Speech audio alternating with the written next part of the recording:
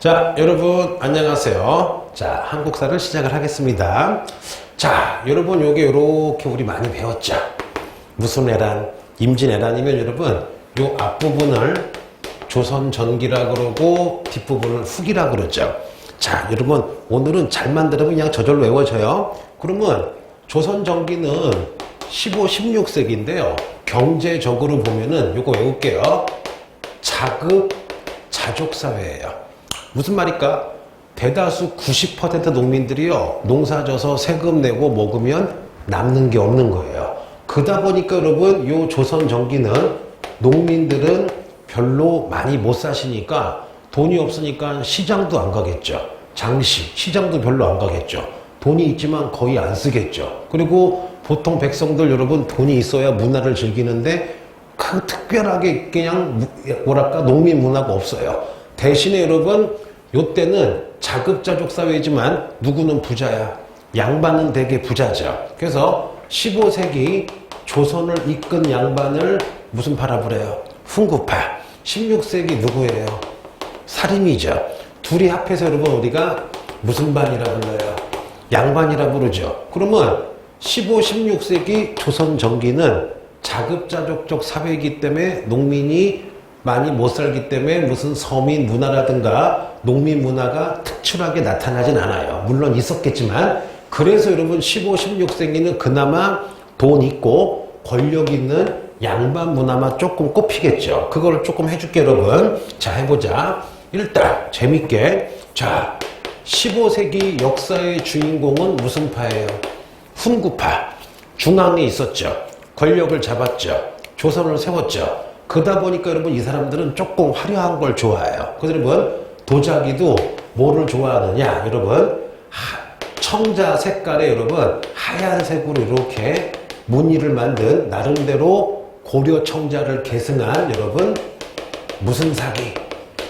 분청사기를 좋아해요. 이거야.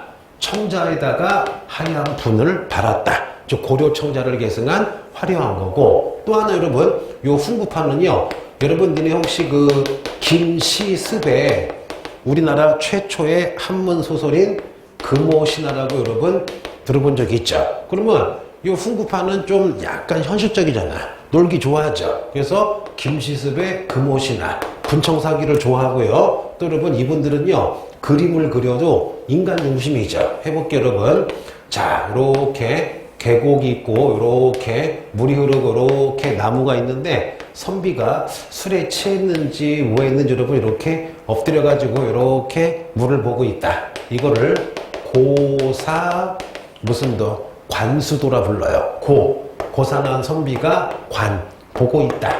물을 보고 있다. 그러면 훈구파는 자연도 있지만 누가 중심인 거야? 인간이 중심인 거죠. 그래서 15세기 훈구파가 즐겼던 그림 중에 하나, 무슨 관수도? 고사 관수도. 또 하나 15세기 여러분 세종대왕의 셋째 아들이었던 안평대군이 꿈속에서 아주 멋진 산에 가서 놀았던 거를 그림을 그리죠. 이렇게 여러분 산이 쫙 있으면 여기에 이제 사람들이 막 노는 모습이 보이거든요. 이거를 꿈속에서 좋은 데 갔다 왔다.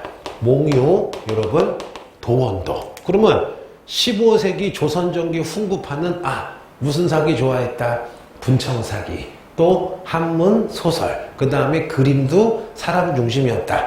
아까 배웠던 무슨 관수도? 고사 관수도. 그 다음에 꿈속에서 에버랜드 갔다 왔다. 몽유 도원도 같은 거예요. 그런데 16세기가 되면 여러분 누가 역사의 주인공이 돼요? 사림이죠. 사림은 인생의 목적이 오로지 뭐예요? 성리학이죠. FM이죠. 그러다 보니까 여러분 사림들은 도자기도 아주 깨끗한 하얀 여러분 뭐만 좋아해요? 백자만 좋아해요. 왜냐? 성리학자잖아. 사림들은 훈구파랑 틀리게 현실적이기보다는 정신적이고 인생의 목적이 성리학이죠. 그러다 보니까 깨끗한 걸 좋아하니까 여러분 뭐야? 하얀 백자를 좋아합니다. 그래서 사림들은 분청사기가 아니라 뭐를 좋아한다? 백자를 좋아한다. 그리고 여러분 사림들은 그림을 그려도 인간 중심이 아니죠. 뭐를 강조해요? 변하지 않는 정신을 강조하죠. 그러다 보니까 여러분 그림을 그리더라도 변하지 않는 정신, 매, 난, 국, 죽 같은 거 그리죠, 여러분. 이게 바로 조선전기의 문화입니다. 그러면 조선전기 문화는 많이 안 나와요. 왜냐? 여러분 그냥 양반 중심의 문화잖아. 그런데 여러분 지금부터 하는 것만 잘만 들으면요 엄청 이제 재밌어집니다. 자, 이제 시작을 하겠습니다. 자, 요게 무슨 해란이에요? 임진왜란. 전쟁 끝나고 나서 많은 농민이 피해 입고 죽었지만요 역설적으로 여러분 전쟁 끝나고 나서는 기회야. 왜냐? 많은 사람이 죽었죠. 그 다음에 정부가 전쟁 겪고 나니까 농민을 통제를 못하죠. 그래서 자, 임난 끝나고 조선 후기 일부 농민들이 위기지만 기회다. 잘 살아보자. 왜냐? 국가가 간섭도 안 하죠. 절대적으로 인구 줄었죠. 토지가 남아돌죠. 이랬을 때 여러분 일부 농민들이 뭐를 하느냐? 이양법, 같은 말로 무슨 내기? 모내기라는 농사기술을 하기 시작합니다. 그러면 모내기가 뭔지 알죠, 여러분? 이렇게 여기 논이 있으면은 여기다가 이렇게 판때기 하다가 모종을 심은 다음에 이렇게 모내기 하는 게 모내기 이사시킨다 이양법이에요. 이걸 하면요 놀라지 마세요. 노동력은 5배가 줄어들고 생산력은 5배에서 10배가 된대요. 그럼 유치하게 할게요. 만약에 어떤 농민이 이양법 모내기를 성공하면 여러분 1년에 연봉이 1,000만 원이었다가 1년에 연봉이 1억에서 5억이 되는 거야. 이거 봐봐 여러분. 선생님이 농부인데 원래 연봉이 1,000만 원이었어. 그럼 월 100만 원 꼴이죠. 그런데 이양법이랑 모내기를 여러분 같은 거지만 성공하니까 연봉이 5억이 돼요. 여러분 그거 봐봐. 100만 원 벌다가 한 달에 5천 벌면 선생님의 모든 문화생활이 확 하고 변하겠죠. 그래서 여러분 조선 후기 농민 중에 이 양법과 모내기를 성공한 사람이 10명 중에 한 2명이 등장해요. 그런 농민을 조선 후기 부자 되세요. 무슨 농? 분농이라 불러요. 그러면 조선 후기 제가 보기에는 가장 핵심 단어는 무슨 농이에요? 분농이에요. 해볼게요. 나 갑자기 부자가 됐어. 근데 뭐 여러분? 근데 임난 중에 나라에 돈이 없잖아요. 나라에 돈이 없으니까 어떻게 하느냐 여러분? 나라에서 자 따라해보자. 공명첩 그 다음에 납속책이라는 걸 팔아요. 이게 뭐냐?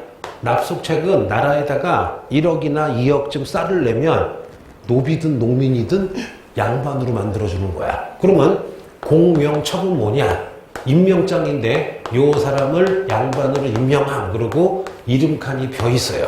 그럼 요거 쌀로 한 1억 주면은 요거 사가지고 김태훈 쓰면은 내가 양반이 되는 거야. 그래서 여러분 임난중에 조선 후기 나라에서 공명첩 납속책을 팔아요. 그러면 분홍들 돈 많죠. 그럼 양반 되면 좋은 점 첫째 군대 안 가죠. 지배층이 되는 거죠. 내 자식 과거도 볼 수 있죠. 탐관오리가 여러분 양반은 못 건들죠. 그래서 여러분 조선 후기 돈 많이 번 분홍들이 뭐를 삽니까? 공명첩. 여러분 납속책을 사가지고 엄청나게 분홍들이 양반이 돼요. 게다가 여러분 자 노비 중에도 돈 많이 번 노비가 있겠죠. 여러분 노비 중에는 전쟁에서 군 이거야.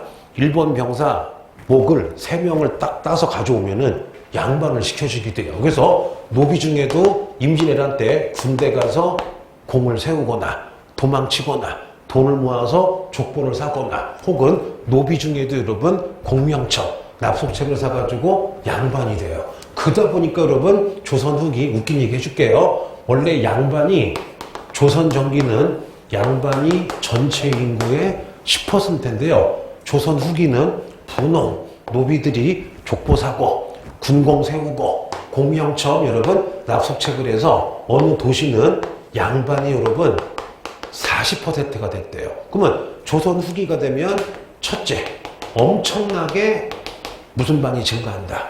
양반이 증가한다. 약간 이상하게 얘기하면은 개나 소나 양반이 될 수가 있는 거예요. 그럼 여러분 이제 양반이 흔해지겠죠. 그럼 양반이 흔해지니까 야 나도 양반이야 막 개기겠죠 여러분. 그러다 보니까 조선 후기 서서히 여러분 지금 무슨 제가 붕괴돼 가고 있는 거예요. 신분제가 붕괴돼 가고 있다. 혹은 신분제가 흔들리고 있다. 좋은 거야 나쁜 거야? 좋은 거죠. 왜냐? 양반이 여러분 증가할수록 양반끼리는 평등하니까 지금 무슨 사회로 가고 있는 거예요? 평등 사회로 가고 있는 거지. 이해되겠죠? 자, 좋습니다. 그래서 천천히 볼게. 조선 전기보다 조선 후기가 왜 잘 나오느냐? 조선 전기는 그냥 양반 사회였죠. 농민들 문화도 별로 없었죠, 여러분. 근데 조선 후기가 되면 서서히 역사의 새 주인공으로 누가 등장하는 거야? 농민이 등장해서 양반으로 변신하고 서민 문화가 나오고 한글 소설이 나오고 판소리가 나오니까 이때가 제일 잘 나오는 거예요. 뭔지 아시겠죠? 그럼 해볼게요. 그래서 조선 후기가 되면 모든 농민은 아니지만 일부 농민이지만 무슨 법에 성공해요? 이항법. 무슨 내기? 모내기에 성공해서 부자 되세요. 무슨 농? 분홍이 돼요. 그러면 분홍이 돈 많으니까 5반 무슨 첩을 삽니까? 공명첩, 납속첩을 사서 양반이 되고 노비도 마찬가지죠. 그러다 보니까 조선 후기에 무슨 제가 동요에 신분제가 막 흔들리는 걸 동요라 그래요. 그래서 조선 후기 양반이 급속도로 증가했다. 그래서 신분제가 많이 무너지고 있다. 무슨 사회로 가고 있다? 평등 사회로 가고 있다. 또 하나 해볼게요. 자, 그럼 여러분 계속 해볼게. 조선 후기 분홍이 돈이 많아요.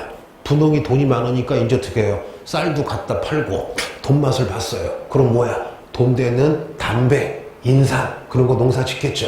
그러다 보니까 여러분 분홍들은 쌀도 갖다 팔고 담배도 갖다 팔고 인삼도 재배해서 시장에다가 갖다 팔아서 돈을 많이 벌었죠. 그래서 여러분 조선 후기 분홍이 등장하면서 조선은 상품, 쌀도 상품, 담배도 상품, 인삼도 상품이 돼서 이거를 시장, 장시에 갖다 파는 상품, 무슨 패, 화폐 경제가 발달하는데 큰 영향을 끼친다. 그래서 여러분 분홍들도 돈을 엄청 벌어요. 게다가 여러분 이때 조선 후기 무슨 법으로?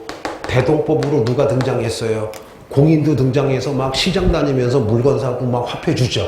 그와 더불어 분홍도 등장해서 바로 요 공인에게 담배도 팔고 인삼도 팔고 사과도 파니까 여러분 공인 요 분홍 때문에 조선 후기 장시가 발전하고 상공업, 수공업 발달하고 여러분 상품화폐 경제가 발달하는 거야. 그럼 여러분 이제 뭐가 필요해요? 동전이 많이 필요하겠죠. 그래서 여러분 조선 후기. 자, 1분 복습. 숙종하면 무슨 황국? 경신 황국. 일당 전제와 왕권 약화. 들어본 적 있죠? 이 숙종 때 여러분 바로 지금 분홍이나 공인들이 시장 가는데 쌀 가지고 가면 무겁잖아요. 그래서 여러분 숙종 때 여러분이 잘 아는 엽전, 화폐를 만듭니다. 바로 그 유명한 여러분 상평 통보라는 엽전이 만들어져서 여러분 우리 역사 최초로 전국적으로 유통이 되는 거야. 그러면 고려시대 조선 전기에도 화폐가 있었지만 잘 안 쓰였어. 왜냐? 동전이 있어봐야 시장도 없고 상품도 없고 쓸데가 없는 거야. 그래서 여러분 조선 전기 엽전이 있어도요 그냥 집에 가지고 있거나 녹여서 그릇을 만들었대요. 근데 조선 후기가 되면 장시 발전했죠. 분홍들이 상품 많이 만들었죠. 또 공인들도 물건 막 사죠. 그래서 여러분 조선 후기의 특징 전국적으로 화폐가 유통됐다. 그 화폐가 바로 5반 무슨 통보다? 상평통보다. 여러분 다 지금 맥락이 유지가 되고 있죠? 됐습니다. 그래서 분홍들이 등장해서 상품화폐 경제가 더 발달하고 거기다 대동법으로 공인 출원해가지고 더욱더 발전하고 그러다 보니까 화폐가 전국적으로 유통이 됐구나. 그래서 전국적으로 유통된 화폐를 우리가 무슨 통보라 불러요? 상평통보. 여기까지 되겠죠? 또 하나 여러분 요 분홍들 여러분 여유가 있죠. 얘네 봐봐요. 사람이 주머니에 조금이라도 돈이 있어야지 우리가 극장도 가고 PC방도 가고 책도 읽잖아요. 그래서 여러분 조선 후기 분홍들이요 돈이 많으니까 여러분 자 이제 양반이 아니라 일반 농민들이 즐기는 문화가 나옵니다. 조선 후기 여러분 가장 중요한 거 가장 시험에 거의 나온다고 보시면 돼요. 바로 여러분 조선 후기 키워드는 무슨 문화예요? 서민 문화야. 그러면 조선 전기는 거의 90% 무슨 문화였어요? 양반 문화. 해보자. 훈구파의 분청사기, 김시습의 금오신화, 그 다음에 고사관수도 몽유 도원도, 그럼 16세기 살림은 백자, 매난국죽이었죠. 그런데 해보자. 분홍들. 여러분 이제 돈이 여유가 있으니까 자식들을 어디 보내? 서당에 보내기도 하겠죠. 서당 가니까 한문도 배우고 한글도 배우는데 한문 어렵잖아요. 대신에 서민들은 뭘 좋아해요? 한글을 좋아하죠. 그래서 여러분 조선 후기 분홍들, 서민들이 여러분 자 우리 문학 시간에 배웠죠. 여러분 무슨 소설을 즐깁니까? 한물 소설, 한글 소설, 춘향전, 뭐 흥부전, 한글 소설. 또 여러분 요걸 가지고 시장에 갔더니 한국판 여러분 뭐예요? 오케스트라. 여러분 자 무슨 소리? 제비 몰러 나간다. 여러분 판소리는 양반도 좋아했지만 기본적으로 누구 문화야? 분홍, 서민 문화예요. 또 하나 뭐가 있을까? 여러분 서민들죠. 호랑이, 까치 같은 그림을 즐기죠. 그 전까지 그림은 누구 문화였어? 양반 문화인데 이제 서민들이 돈이 있으니까 집에다가 호랑이, 잡기야 오지 말아라. 까치, 반가운 손님 와라. 그래서 여러분 서민들이 즐겼던 여러분 이제 무슨 화도 나와요? 민화도 나와요. 또 하나 양반들은 여러분 국어 시간에 배웠어요. 초장, 중장, 종장의 시조인데 정형시는 좀 어렵잖아. 그런데 여러분 자 이 분홍들은요 끝없이 길어지는 여러분 흑인 문화 중에 랩이라고 알죠? 뭐 I want you, 뭐 I will kill you 뭐 만나는 게 랩이라 그러죠? 똑같아요. 이 서민들은 많이 못 배웠기 때문에 정형시를 짓기가 좀 어려워. 근데 여러분 주저리 얘기하기는 되게 편하잖아요. 감정을 솔직히 얘기하는 거 있죠? 바로 여러분 끝없이 길어지는 무슨 시조? 사설 시조도 바로 사설이 뭐냐? 끝없이 길어지는 거야. 보통 여러분 그 귀족이나 양반들은 어떤 절제미, 정형미를 좋아하고 서민들은 감정을 솔직히 구체적으로 얘기하거든요. 그러니 길어질 수밖에 없어요. 그래서 무슨 시조? 사설 시조. 또 하나 여러분 시장 가면 뭐예요? 탈춤도 하고 여러분 무슨 곡? 가면곡도 하고. 그래서 여러분 이렇게 해보자. 그래서 필요 없어요. 조선 후기는 분홍들 드디어 서민들이 돈이 생기니까 서민 문화가 생겼다. 그 중에 제일 중요한 거 한글 소설. 무슨 소리? 판소리. 그림인 무수나 미나 끝없이 길어지는 무슨 시조? 사설 시조. 무슨 춤? 탈춤 같은 게 유행을 한다. 그래서 오늘 배운 것 중에 조선 후기 제일 여러분 잘 나오는 거는 바로 무슨 문화라고 보시면 돼요. 서민 문화예요. 그런데 그림이 두세 종류가 나와요. 해보자. 자, 한꺼번에 알려줄게 여러분. 지금 우리가 뭐 배우고 있어요? 조선 후기 배우고 있죠. 그럼 봐봐. 그 세 종류인데 서민들이 집에다가 장식했던 그림을 우리가 무슨 화라 불러요? 민화예요. 그런데 여러분 봐봐요. 조선시대 유명한 정조가 사랑했던 나라에 소속된 화가 중에 자 김홍도 들어본 적 있죠? 또 김홍도급인데 이분들은 중인이야. 나라에서 소속된 화가들이에요. 누가 있느냐 여러분? 신윤복이라는 분이 있어요. 그러면 요 김홍도와 신윤복이 딱 봤더니 시장 갔더니 이제 양반들이 아니라 서민들이 역사의 주인공이 된 것 같아. 그러니까 어떻게 하느냐? 이 김홍도와 신윤복이 전문 화가야.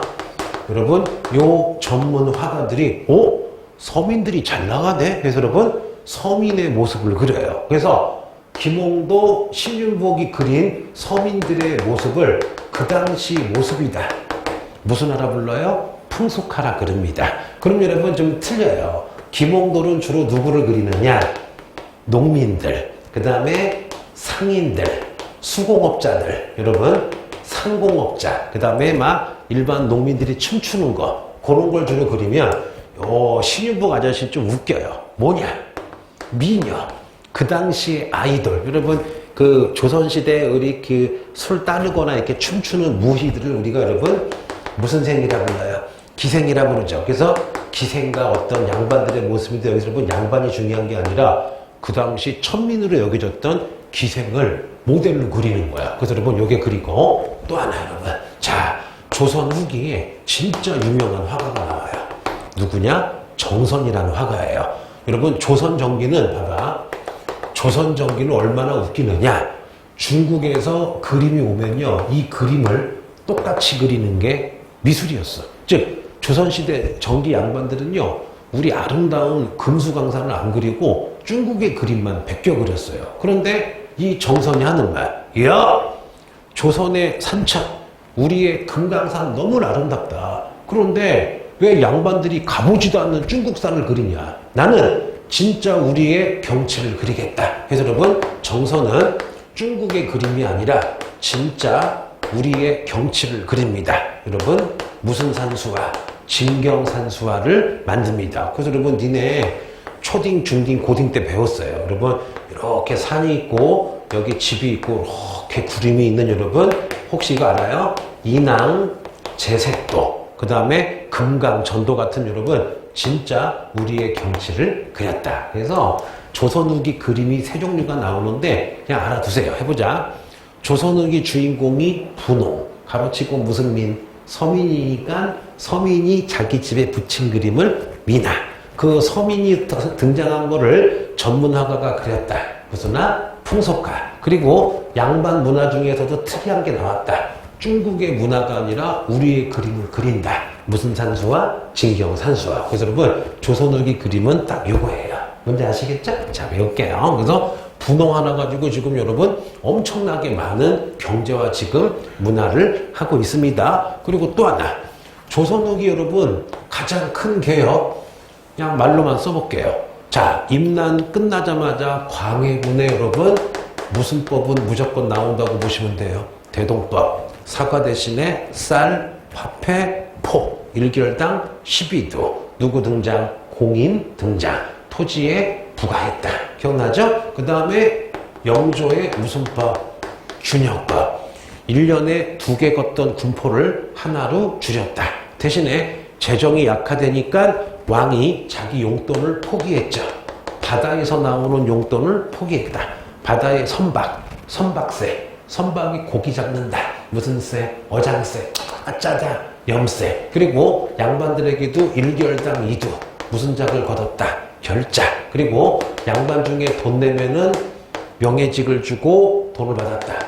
선무, 군간포. 미리 얘기할게요. 수능 한국사 20문제 중에 이 2개 중에 하나는 무조건 나오거나 둘 다 나올 수가 있죠. 내가 여러분 이거 되게 자세히 했어요. 총정리한 거예요. 그래서 대동법 하면은 공인, 영조의 무슨 법, 균형법을 반드시 외워야 됩니다. 자, 좀 재밌는 거 해볼게요. 그러면 여러분, 자, 조선 후기가 되면요, 우리가 맨 처음에 여러분 뭐를 당했어요? 병자 호란을 당했죠. 그래서 대다수 양반들이 야, 우리 복수하자.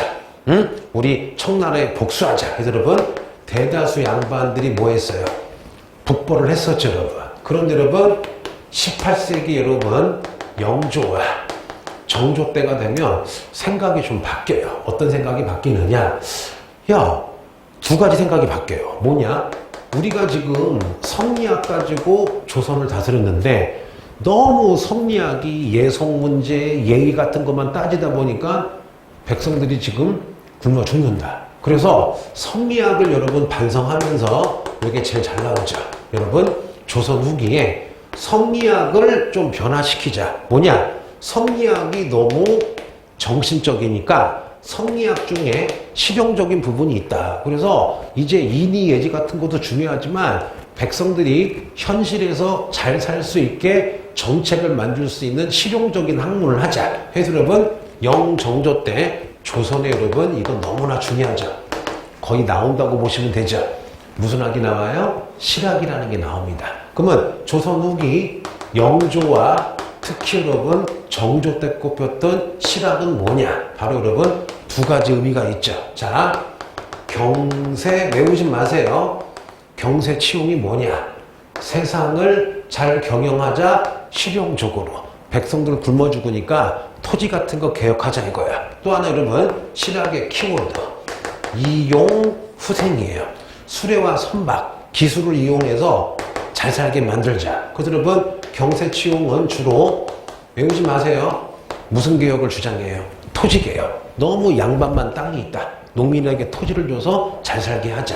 이용후생은 야, 우리 상공업을 발달시켜서 좀 부자 되게 만들자. 이게 여러분 실학이라고 부릅니다. 그래서 실학자 중에 몇 명을 하겠어요. 그래서 조선 후기에 가장 잘 나오는 것 중에 하나, 무슨 학이 나오기 시작했다.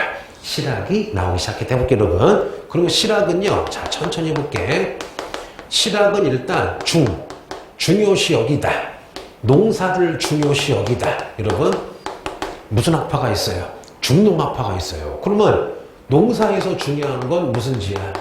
토지죠. 근데 여러분, 조선 후기에 90% 토지를 양반이 가지고 있고 농민은 토지가 없는 거야. 이거를 유식하게 뭐라 그러느냐? 지주. 토지의 지주는 양반이고 나머지 농민은 땅이 없어서 지주의 땅을 농사짓는 아주 가난한 사회다. 무슨 사회? 지주 전호제예요. 그래서 실학자 중에 중농학파는 여러분 무슨 개혁을 주장해요? 토지 개혁을 주장합니다. 그래서 제일 잘 나오고 제일 핵심적인 게 누구냐? 여러분, 무슨 야경 선생? 정약용 선생이 제일 많이 나와요. 해볼게요. 일단 정약용은요, 그 유명한 책을 썼죠. 우리 사또들이 백성들을 이렇게 잘 다스려야 된다. 사또들이 반드시 읽어야 될 책. 여러분, 요거 모르는 사람 없죠? 무슨 심서? 목민심서를 만들었습니다. 그리고 두 번째, 정약용도요, 중농학파니까 토지개혁을 따지죠. 그래서 맨 처음에는 여전제라는 걸 주장해요. 여전제가 뭐냐? 네 땅, 내 땅 없이 나라에서 큰 땅을 주면 공동으로 4, 50명이 농사져서 나눠 먹는 거야. 이렇게 해요. 여러 명이 내 땅, 나 땅 없이 나라에서 땅을 주면 공동으로 농사져서 공동으로 분배한대요. 약간 공산주의 같죠. 근데 문제는 뭐야? 여러분들 알겠지만 내 땅이 없으면 열심히 해야 안 해요. 열심히 안 하죠. 또 50명이 다 열심히 하지 않겠죠. 누구 농땡이 펴서 그냥 무임승차 하겠죠. 그래서 여러분 나중에 정약용이 바꿔요. 안 되겠다. 여전제를 하지 말고 무슨 제를 하자? 정전제. 무슨 제? 정전제가 뭐냐? 이렇게 우물정자로 땅을 나눠서 농민 1, 2, 3, 4, 5, 6, 7, 8에게 자기 땅을 줘요. 그러면 자기 땅이 있으니까 열심히 농사 짓겠죠. 대신에 요 가운데는 공동으로 농사져서 여기 나오는 땅은 곡식은 나라에다가 세금으로 내는 거야. 또 하나 여러분, 정약용은 되게 누가 이뻐했어요? 정조가 이뻐했죠. 그래서 정약용은 정조의 명령을 받아서 여러분 바로 송중기야 거중기야. 거중기 가지고 여러분 아름다운 무슨 성을? 화성을 쌓기도 합니다. 그래서 여러분 실학을 집대성한 사람 무슨 야경? 정약용. 자, 정약용은 토지개혁했으니까 무슨 학파? 중농학파. 그래서 관리들에게 백성들 가르칠 때 백성들을 이렇게 보살필 때 양심적으로 해야 된다. 무슨 심서? 목민심서. 여러 명이 농사짓다가 안 되겠다. 정전제 나눠주자. 여전제에서 정전제. 이렇게 하시면 돼요. 그 밖에도 여러분 간단히 해볼게. 그 중농학파는 누가 있느냐? 여러분 유형원이라는 분도 있고요. 그 다음에 이익도 있고 무슨 약용? 정약용이 있는데 요 세 분은 농사를 중요시 여겼으니까 주로 무슨 개혁자예요? 토지개혁이죠. 그래서 유형원은 사농공상 양반에게는 좀 많이 농민에게는 조금 덜 이렇게 신분제별로 균등하게 나라에서 균등하게 토지를 주자. 무슨 제? 균전제. 이익은 너무 양반이 많이 갖지 못하게 제한해서 어느 이상만 갖게 하고 나머지는 농민에게 주자. 너무 많이 갖는 걸 양반들이 많이 갖는 걸 제한하자. 무슨 제? 한전제. 그리고 정약용은 맨 처음에 여러 명이서 농사 짓자. 무슨 제? 여전제였다가 여러분 무슨 제가 됐다? 정전제가 됐다. 그러면 문제는 여러분 이거 중3 때도 하고 고1, 2 때도 했어. 그러면 답을 알려줄게요. 일단 누구를 확실하게 외워야 돼요. 정약용을 확실하게 외우고 이 사람들도 외우면 좋은데 보통 나오면 지문에 보여줘요. 자, 그러면 유형원, 이익, 정약용이 나오면 아하, 실학자다. 중농학파고 무슨 개혁? 토지개혁을 해서 자기 땅을 가지고 있는 무슨 농을 육성하고 싶었던 거예요. 자영농을 육성하고 싶었다. 이렇게만 딱 외우면 되겠죠? 근데 하나 재밌는 얘기. 중농학파는 다 이름에 이응이 들어간다? 해볼게요. 유형원, 이익, 정약용. 나만 혼자 좋나? 자, 이렇게 외우시면 되겠죠? 자, 그래서 지금 실학하고 있습니다. 실학 중에 무슨 학파가 끝났어요? 중농학파. 근데 여러분, 실학자 중에 실학파 중에 여러분, 자, 우리는 농사도 중요하지만 상공업, 상업을 중요시 여기겠다. 여러분 이거를 우리가 무슨 학파라 불러요? 중상학파라 부릅니다. 근데 이 중상학파를 이거 외울게요.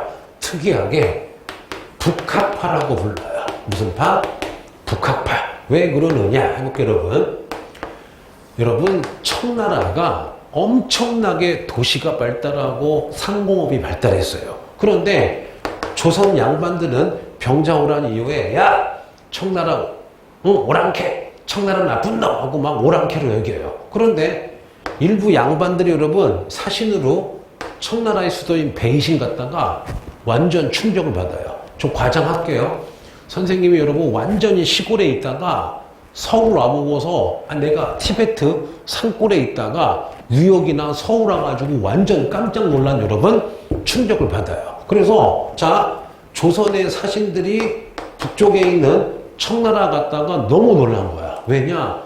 집도 기와집이지, 잘 살지, 돈도 많지, 상공업, 수공업이 조선의 100배는 발달한 거야. 이때 여러분 바로 어디야? 청나라 갔다 온 분들이 청나라 오랑캐가 아니다. 청나라가 우리보다 겁나 잘 산다. 그래서 북벌, 청나라 미워할 게 아니라 북쪽에 있는 청나라의 상공업과 그들의 기술을 배우자. 그래서 중상학파를 10번. 무슨 파라 불러요? 북학파예요. 그러면 중상학파, 북학파는 바로 청나라의 기술 같은 걸 배워서 조선도 상공업을 발전시키자 이거야. 누가 있느냐 여러분. 자, 이름만 써볼게요. 너 수원사니? 무슨 수원? 유수원. 그 다음에 무슨 대용? 홍대용. 그 다음에 제가 미안해요. 무슨 제가? 박제가. 그 다음에 여러분 무슨 지원? 박지원. 요 네 분이 있거든요. 그런데 요 네 분의 공통점 해볼게요. 너 수원사니? 무슨 수원? 유수원. 홍대용. 박제가 박지원이 나오면 그냥 무슨 학파? 북학파. 무슨 학파? 중상학파. 이분들은 상공업과 기술을 중시 여겼는데 이 두 분만 해볼게요. 자, 박제가는 뭐라 그러느냐? 이분이 일단 여러분 청나라 갔다 와서 유명한 책을 쓰죠. 안내일기야, 열하일기야. 열하일기에서 여러분 청나라 갔는데 장난 아니더라. 우리는 막 초가집에 막 흙으로 집을 짓는데 청나라 애들 기술이 발달해가지고 모든 집이 기와집이고 벽돌집이고 막 장난 아닌 거야. 그러면서 제발 우리 청나라의 선진 문물을 배우자라고 여러분 열하일기를 씁니다. 또 하나, 미안해요. 바보야. 나 바본가 봐요. 미안해요, 여러분. 박지원이 열하일기죠. 자, 박제가 아니에요. 미안해요. 자, 박지원이 열하일기도 쓰고 또 여러분 우리 중고등학교 때 문학책에 많이 나오는 여러분 호질, 양반전도 누가 써요? 박지원이 씁니다. 박지원이 뭐라 그러냐? 야, 청나라는 수레와 선박을 이용해서 물건을 여기저기 갖다 팔아가지고 막 시장도 발달하고 상공업 발달하고 있다. 우리 조선도 수레와 선박을 이용해서 유통을 발전시켜서 상공업과 기술을 발전시키자라고 하는데 여러분 박제가 선생님도 여러분 뭐를 강조해요? 수레와 무슨 박을 강조합니까? 선박을 강조해요. 그런데 요 박제가라는 분이 쓴 책이 있는데요. 그 책을 북학을 배우자. 북학의. 그럼 여러분 무슨 학파가? 중상학파가 북학파라고 부른 이유는 뭐냐? 박제가 할아버지의 무슨 북학이에요. 근데 여기서 특이한 게 나와요. 여러분 그 조선시대 양반들은 뭐를 배웠어요? 성리학을 배워서 굉장히 정신적이죠. 그러다 보니까 양반들은 뭐라 그러느냐? 야, 검소해야 돼. 검소가 뭐에 뱄어. 그런데 요 박제가란 분은요, 그 북학의에서 뭐를 강조하느냐? 소비를 우물에 비교해서 강조해요. 이거야. 야, 우리 조선 양반들이 너무 검소하고 소비를 안 하니까 비단 만드는 기술, 도자기 만드는 기술이 아예 없어져 버린다. 그럼 우물을 봐라. 우물도 적당히 퍼먹어야지 계속 물이 차는데 우물 아낀다고 전혀 안 먹으면 우물이 말라버린다. 그럼 우리가 너무 소비를 안 하니까 상공업이 발달하지 않지 않냐. 그래서 적당히 오히려 소비를 하자고 주장한 게 무슨 제가 여러분? 박제가입니다. 그래서 여러분 오늘 배운 것 중에서 지금 딱 1시간인데 장담 먹었는데 하나에서 몇 개 나올 수 있어 여러분? 2개는 나올 수가 있어요. 그럼 해볼게요. 그래서 오늘 배운 것 중에 뭐 배웠어요? 시각하면 정말 귀찮다. 그럼 여러분 최소한 누구는 알고 있어야 돼. 정약용, 중농아파, 토지개혁, 자영농. 그 다음에 상공업 중요시하겠다. 북쪽에 있는 청나라의 상공업과 기술을 배우자. 북학파. 너 수원사니? 유수원. 이거 모르더라도 제가 무슨 제가? 박제가, 박지원은 여러분 이미 기본적으로 알고 있어야 돼요. 자, 그러면 여러분 계속 우리가 여러분 지금 무슨 후기하고 있어요? 조선 후기하고 있죠. 그럼 봐봐. 누가 출연했어요? 분홍이 출연해서 여러분 상품, 화폐, 작물, 시장, 장시, 그 다음에 신분제, 공명첩, 납속체, 무슨 문화? 서민문화. 게다가 여러분 무슨 동법으로? 대동법으로 누가 등장해요? 공인 등장했죠. 이분들이 여러분 시장 가가지고 물건을 많이 사고 파니까 조선 후기 여러분 전국에 거꾸로 읽어볼게요. 장시, 시장이 엄청 발달했죠. 여러분 18세기에는요 100개에서 시장이 몇 개가 등장했대요? 1000개가 등장했대요. 그러다 보니까 여러분 조선 전기보다 조선 후기 무슨 공업? 상공업이 엄청나게 발전을 하고 있겠죠. 그러다 보니까 여러분 이쯤에 전국적으로 모두 유통이 돼요. 화폐가 엄청나게 여러분 유통이 되겠죠. 그래서 여러분 아까 배웠죠. 그 유명한 화폐인 무슨 통보가 나오는 거예요? 상평 통보가 나오고 있죠. 또 하나 여러분, 자 여러분 봐봐. 이렇게 강이야. 한강이나 남한강이 있으면 여러분 요쯤에 이렇게 마을이 형성되어 있고 여기 이렇게 배들이 서겠죠. 그러면 요거를 우리가 뭐라 그러느냐? 포구라 불러요. 그럼 물어볼게요. 니네 장시가 더 규모가 클까? 포구가 더 클까? 5초만 생각해봐요. 예를 들면 편의점이 더 커요? 백화점이 더 커요? 백화점이 훨씬 크죠? 여러분 포구는요. 배들이 수백 척이 들어오는데 쌀 수천 선, 담배 수백 가방 들어오겠죠. 그래서 여러분 조선 후기 장시도 발전하지만 쌀이나 담배나 그런 거 사기 위해서 대량으로 진짜 부자들이 많이 오는 곳이 어디야? 포구야. 그래서 조선 후기 장시 플러스 뭐가 발달했다? 포구가 발달했다. 됐고요. 그리고 또 하나만 더 재밌는 거 해줄게요. 다 이해가 되죠? 어렵지 않죠? 자, 해보자.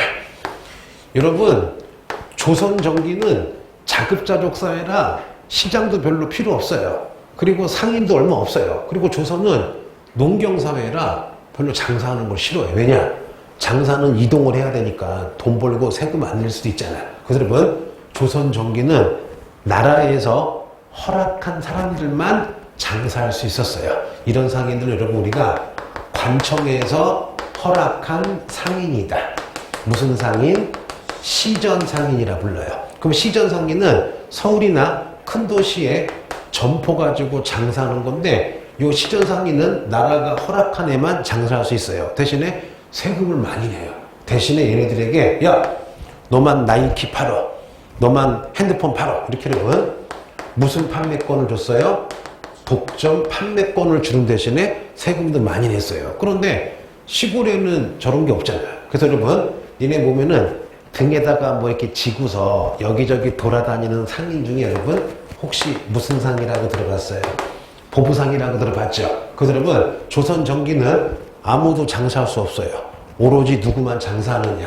관청에서 허락한 상인이 관호상인인데 대도시에 점포 가지고 있는 무슨 상인? 시전상인. 이동하는 누구? 보부상만 장사할 수가 있어요. 근데 조선 후기가 되니까 무슨 놈이 등장해요?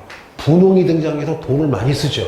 그러다 보니까 여러분 시전상인, 보부상 가지고는 안 돼요. 그러다 보니까 여러분 조선 후기에 허락받지 않은 프라이빗, 개인적으로 장사하는 무슨 상이 이제 등장해요? 사상이 등장해요. 왜냐? 조선 전기는 소비자가 10,000명이었는데 조선 후기가 되면 소비자가 100만 명이 되니까 얘네 가지고 안 되잖아. 그러다 보니까 여러분 나중에 외우지 마세요. 정조 때 금난 정권이라는 걸 폐지합니다. 금난정권이 뭐냐? 시전상인만 장사하는 독점권을 없앤 거야. 그럼 한번 해볼게요. 정조대왕이 잠깐만, 지금 요 시전상인 가지고는 어떻게 안 된다. 근데 법적으로는 사상은 불법이거든. 그러니까 정조가 안 되겠다. 자유롭게 장사하기 위해서 몇 번 해볼게요. 금지한다. 난전이 몰래 장사하는 걸 난전이라 그래요. 그러면 원래 몰래 장사하는 사상들을 불법이었거든요. 얘네 단속했거든요. 그 법을 금지한다.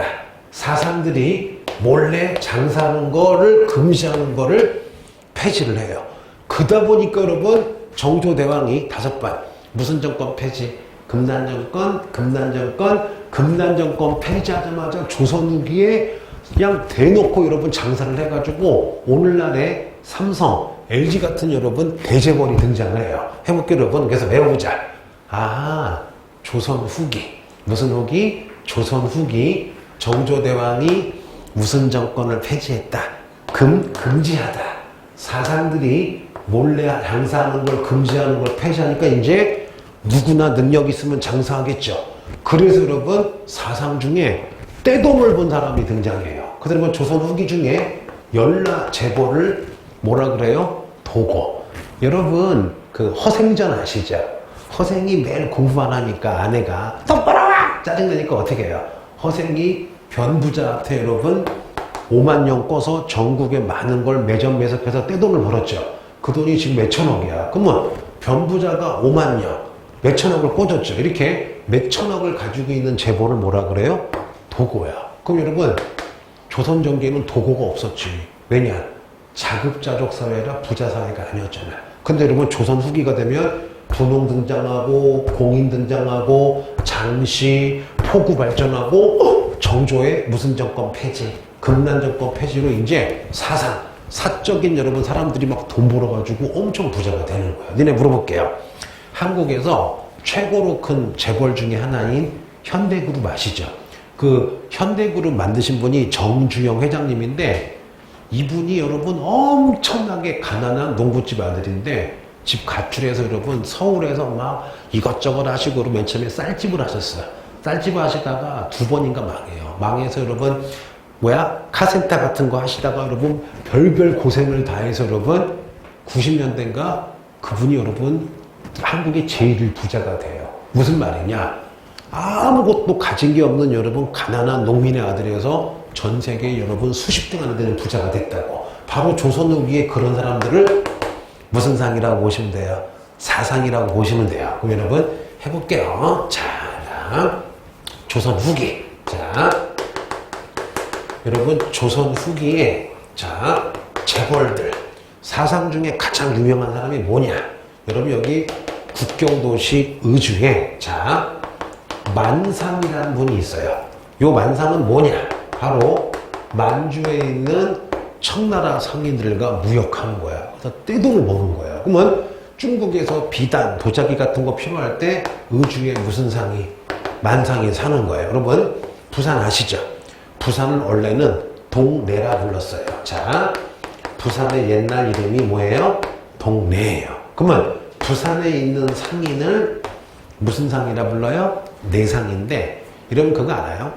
부산의 높은 산에서 보면요 맑은 날에 일본이 쓰시마가 보인대요. 그러면 부산에 있는 내상은 누구랑 무역하는 거야? 일본이랑 무역해서 여러분 일본의 은이나 뭐 일본도 같은 거 수입을 하겠죠. 또 하나 서울 한양이에요. 한양은 여러분 무슨 강이 있어요? 한강이 있죠.